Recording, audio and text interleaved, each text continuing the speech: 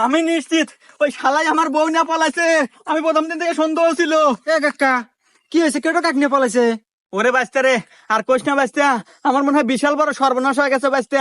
আমিও যে এনজিও থেকে লোন হচ্ছিলাম, ওই শালাই মনে হয় আমার বউ নিয়ে পলাইছে। ওই যে এনজিওর নাম হচ্ছে নিয়া পালাই। কি কি কি কাকা, কি নাম কইলে আবার কও তো? ভাইস্তা, নিয়া পালাই। কাকা আপনার মারা সারা। আচ্ছা, ওই এনজিওর সাহেব কি চিকনে চাকনা উঁচা লম্বা কালো করিয়া? হ্যাঁ বাস্তা, তুমি চিনলা কে বইরা? আরে কাকা, আমি এই মাত্র চাষটলে চা খেয়ে বের গেছিলাম, পত্রিকায় দেখি ওর ছবি বেরোছে।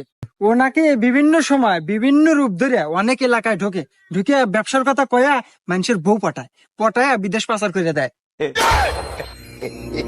ইয়ে বাস্তা, আমি কি তালি বুড়া বয়সে বউটা হারাইলাম? এ সারাবেন নাকি গ্যাসের চুলা, rice cooker, pressure cooker, curry cooker? আমি কিন্তু খুব ভালো সারতে পারি এবং কম টাকায় সেরে দেই। আজ